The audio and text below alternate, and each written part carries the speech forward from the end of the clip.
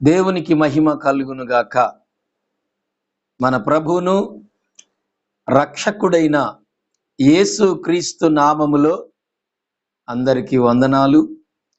ఈరోజు వాక్యాన్ని మనం చూసుకొని ధ్యానం చేసుకుందాం. ప్రియమైన దేవుని బిడ్డలారా, ఆలకిస్తున్న మీకు దేవుని కృప తోడై ఉండునుగాక. గమనించండి, ఈరోజు దేవుని వాక్యాన్ని మరొకసారి మనం బైబిల్ తెరచి లూకాసు వార్త 6వ అధ్యాయము 28వ వచనం. మిమ్మును శపించు వారిని దీవించుడి, మిమ్మును బాధించు వారి కొరకు ప్రార్థన చేయుడి. దేవునికి మహిమ కలుగునుగాక. ప్రియమైన దేవుని బిడ్డలారా, ఈ లేఖనంలో యేసు క్రీస్తు ప్రభువారు తన నోటితో తానే స్పష్టంగా చెప్తున్నటువంటి మాట ఏంటంటే, మిమ్మల్ని ఎవరైతే శపిస్తారో వారిని మీరు దీవించండి అంటున్నాడు. అది సాధ్యమయ్యే పనేనా? మనల్ని శపించే వారిని, మనల్ని నిందించే వారిని, మనల్ని అవమానపరిచే వారిని మనం దీవించగలమా? అది మనకు సాధ్యమవుతుందా? ప్రభు చెప్తున్నాడు, దీవించండి. ఈ లోకంలో దేవుని బిడ్డగా దేవుని యొక్క ప్రేమ గురించి, దేవుని సహనాన్ని గురించి, దేవుని యొక్క మంచితనం గురించి నీవు క్రియారూపకంగా నువ్వు కనపరచాలి. నిన్ను శపించిన వారిని నువ్వు శపిస్తున్నావు అంటే నీవు మారు మనస్సు పొందలేని బిడ్డవని అర్థం. ఎవరైతే నిన్ను శపిస్తారో వారిని నువ్వు దీవించినప్పుడు దేవుడు ఆయన హస్తము నీ వైపుగా చాపి నిన్ను కూడా ఆశీర్వదించబోతున్నాడు. ఈ రోజు నుండి మీ ఆలోచన మారాలి, మీ తలంపులు మారాలి, మీ చూపు, మీ వైఖరి కంప్లీట్గా మీరు మార్చుకోవాలి. ఇప్పటి వరకు మీరు మిమ్మల్ని శపించిన వారిని ఒకవేళ మీరు శపించారేమో, దూషించారేమో, నిందించారేమో, కానీ మన దేవుడైన యేసుక్రీస్తు ప్రభువారు చెప్తుంది ఏంటంటే, ఎవరైతే నిన్ను క్షపిస్తారో వారిని దీవించండి. ఈ రోజు నుంచి మీరు దీవించడం ప్రారంభించండి. నిన్ను శపించిన వారి కన్నుల ఎదుటే దేవుడు నిన్ను ఆశీర్వదించబోతున్నాడు. ఎవరి ఎదుటైతే నువ్వు శపించబడ్డావో, ఎవరు నిన్ను శపించారో, ఇతను ఎందుకు పనికిరాడు అని ఎవరైతే నిన్ను అన్నారో, ఈమె ఎందుకు పనికిరాదు అని ఎవరైతే నిన్ను శపిస్తున్నారో, వారి కన్నుల ఎదుట దేవుడు నిన్ను హెచ్చించడం ప్రారంభిస్తున్నాడు, నిన్ను దీవించడం ప్రారంభిస్తున్నాడు. నీ సరిహద్దులు దేవుడు విశాలపరచడం ప్రారంభిస్తున్నాడు. నీతిమంతుల యొక్క మార్గము తేజరిల్లును అని దేవుడు సెలవిచ్చినట్లుగా నీవు నడుచు ప్రతి మార్గములో నువ్వు తేజరిల్లెదవు. నీవు అడుగుపెట్టు ప్రతి స్థలమును దేవుడు నీకు స్వాధీనపరుస్తాడు. నీ హృదయములో నెమ్మది, నీ కుటుంబంలో నెమ్మది, నీ సరిహద్దుల్లో కూడా దేవుడు నెమ్మదిని కలుగు చేస్తాడు. ఎప్పుడో తెలుసా? నిన్ను శపించిన వారిని నువ్వు దీవించినప్పుడు, ఆ క్రీస్తు మనస్సును కలిగి ఉన్నప్పుడు ఖచ్చితంగా దేవుడు నిన్ను దీవిస్తాడు. అపోస్తుడైన పౌలు కూడా అదే అంటున్నాడు, మీరు క్రీస్తు మనస్సు కలిగి ఉండండి. ఇవాళ మనం ఎంతో మందిని చూస్తున్నాం, శపించిన వారిని శపించడం, దూషించడం. కానీ ఈ రోజు నుంచి మన పద్ధతి మారాలి.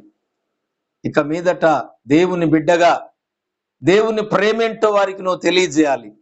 నీ దేవుని గొప్పతనం, నీ దేవుని మంచితనం, నీ దేవుని యొక్క దయా జాలి నువ్వు చూపించాలి. చూడండి ప్రియమైన దేవుని బిడ్డలారా, యేసు క్రీస్తు ప్రభువుని సిలువ వేసిన వారిని యేసు క్రీస్తు ప్రభువు శపించలేదు. ఆయనను సిలువ వేశారు, ఉమ్మూశారు, గాయపరిచారు, కొరడాలతో కొట్టారు, మేకులతో కొట్టారు.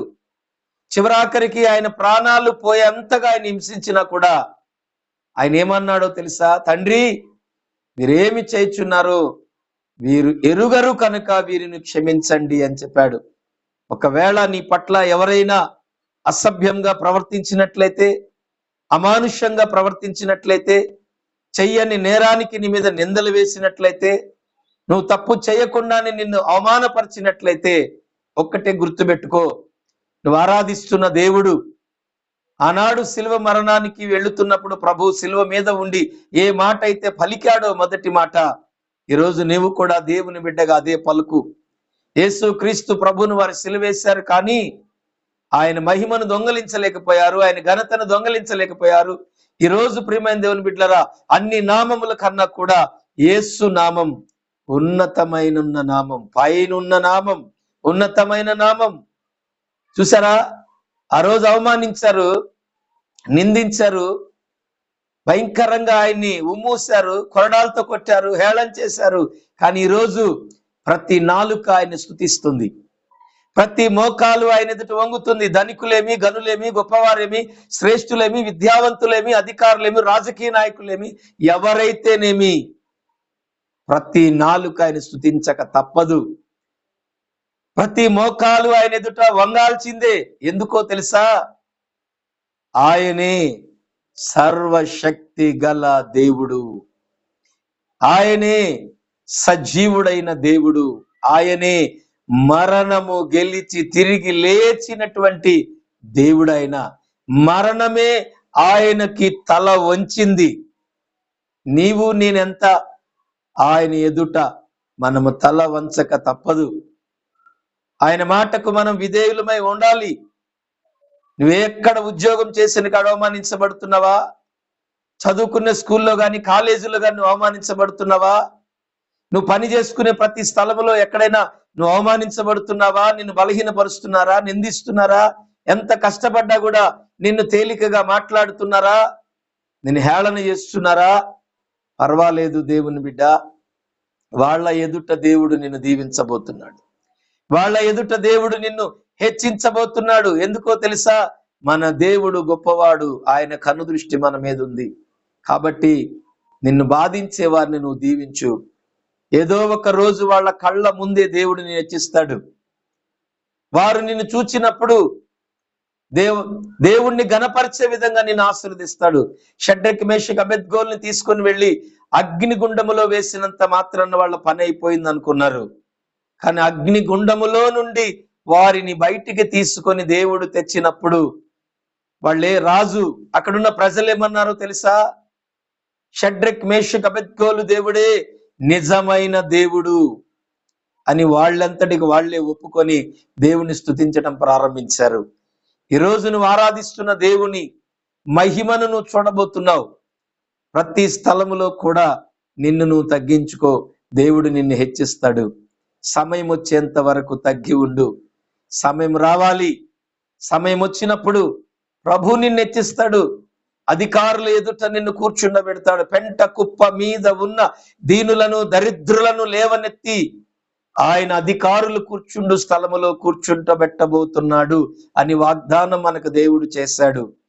ఆ వాగ్దానం నెరవేర్చబడాలి అంటే నిన్ను నువ్వు తగ్గించుకున్నప్పుడు, నీ దేవుడైన యెహోవాకు నువ్వు లోబడినప్పుడు, ఆయన మాట నువ్వు శ్రద్ధగా వినినప్పుడు నీ జీవితంలో దేవుడు ఆశ్చర్యమైన కార్యాలు జరిగించబోతున్నాడు.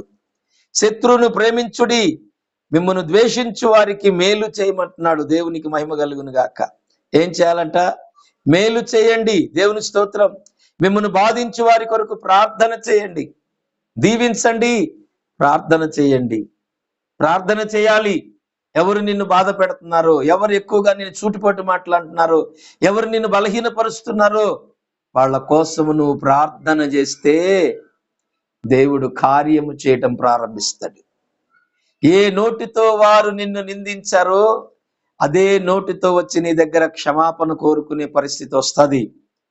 ఆ పరిస్థితి దేవుడు తీసుకొచ్చేంత వరకు పట్టుదల కలిగి నువ్వు ప్రార్థన చేయి. నీ ప్రార్థన దేవుడు ఆలకిస్తాడు. నీ ప్రార్థనకు దేవుడు జవాబిస్తాడు. దేవుని కృప ద్వారా నీ సరిహద్దులు విశాలపరుస్తాడు. నిన్ను ఆత్మీయంగా, ఆర్థికంగా, ఆరోగ్యపరంగా, మానసికంగా అన్ని విధాలుగా దేవుడు నిన్ను ఆశీర్వదించి నీ సరిహద్దులను దేవుడు విశాలపరుస్తాడు. దేవునికి మహిమ కలుగును గాక. దేవుడి మాటలు దీవించును గాక. ఆమేన్. ప్రార్థన చేసుకుందాం. తలలు వంచండి. మన ప్రభువును రక్షకుడైన యేసు క్రీస్తు నామములో, lease how you the cell into the slavery to glory, my Father. Let you the serve your for exaltation. Well, how in is a slave to the God. The save your kim like no visa river cross plation. That sack to the civil you. And now with the very well promises like me, and Jesus leave it to revelation the Lord. I go in need in the cell your Father. That's like you are living other Molian prosperation. That sack no in the name of Jesus of Christ. ప్రభువానికి వందనాలు. ఈ వాక్యం వింటున్న బిడ్డలను మీరు దీవించి వారికి సహనమును ఓర్పును అనుగ్రహించి వారు బ్రతుకు కాలమంతయు నీ కృప వారికి తోడుగా ఉంచి వారిని అవమానించిన వారి ఎదుట, నిందించిన వారి ఎదుట నీ బిడ్డల్ని హెచ్చించి ఆశీర్వదించి నీ సాక్షులుగా వాడుకోమని యేసు క్రీస్తు నామములో అడుగుచున్నాను తండ్రి. ఆమేన్, ఆమేన్, ఆమేన్. God bless you. మీ అందరికీ వందనాలు. Praise the lord.